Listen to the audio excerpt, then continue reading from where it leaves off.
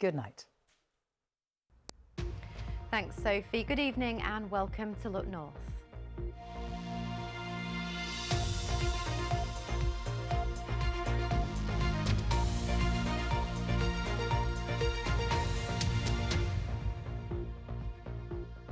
Thanks for joining us. A 17-year-old boy has been arrested on suspicion of attempted murder after 3 people were injured in an attack at a school in Sheffield. Officers were called around 10 to 9 this morning to Burley Academy following reports of an incident involving a sharp object. 2 adults and a child suffered minor injuries. Abby Jaola has spent the day at the school.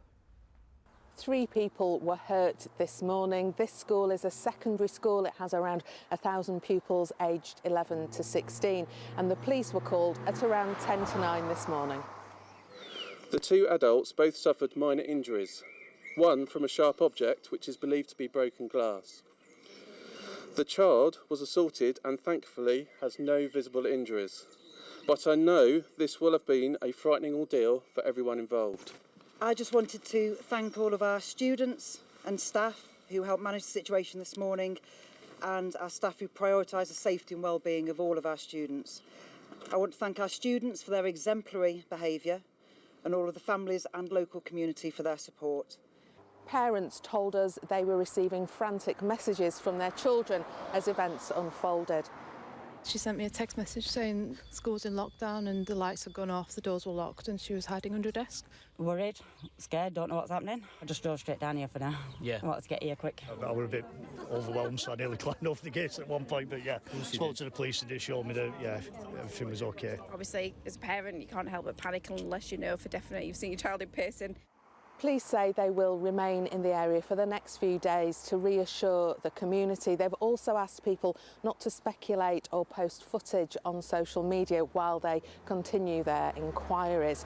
They have arrested a 17-year-old boy on suspicion of attempted murder and he remains in police custody. Now, the school has been closed all day today, but it will reopen tomorrow.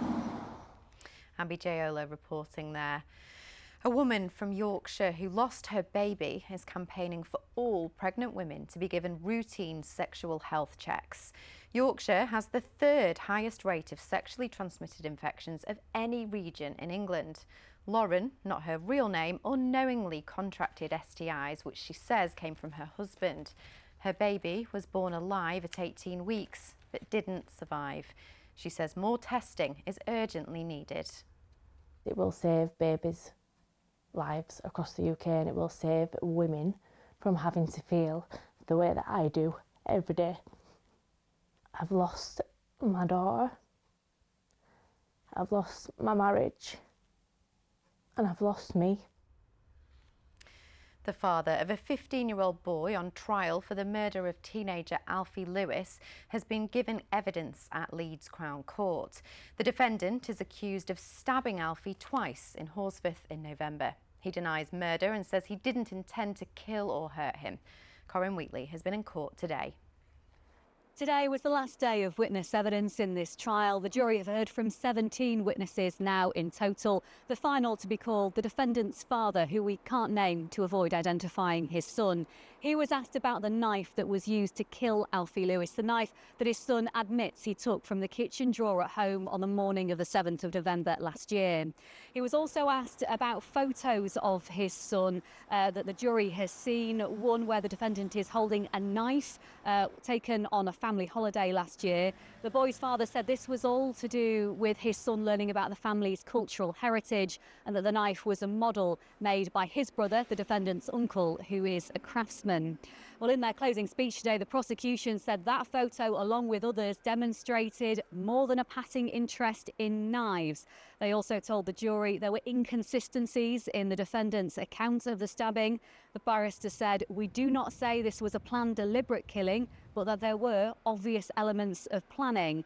They said, what other intention could there be other than to cause really serious harm?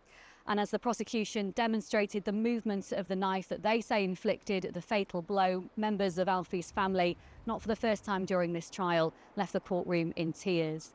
The defence say that the defendant had not planned to kill Alfie, but he had been acting in the heat of the moment. They asked the jury why he would have done that, knowing that not one but 2 schools worth of parents, staff and pupils would be there on the pavement, knowing that it would be broad daylight. Is that what you would do if you were planning to attack someone? The judge is expected to finish summing up the case tomorrow before the jury begin their deliberations. Corinne Wheatley there. Now, just before the weather, the University of Leeds Peregrine Falcons have welcomed their latest addition. This tiny chick has just hatched yesterday afternoon after a month-long incubation period. Peregrine falcons have been nesting on the Parkinson Tower at the university since 2018, and this is the 11th chick to have successfully hatched since then. Lovely. Right then, will the weather be lovely? Here's Keely.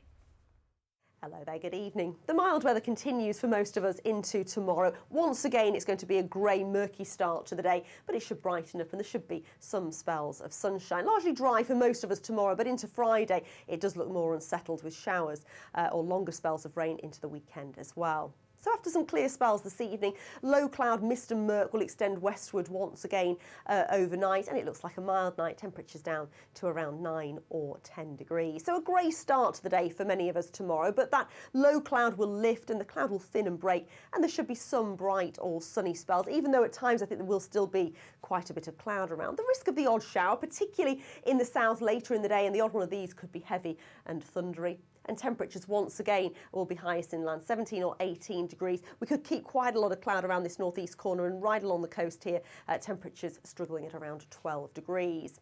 Looking further ahead into Friday, there will be a fair few showers, and then the weekend looks unsettled. Thanks, Keely. Slightly better weather for May. All right, that's all we've got time for now. Thanks for watching. Have a good night.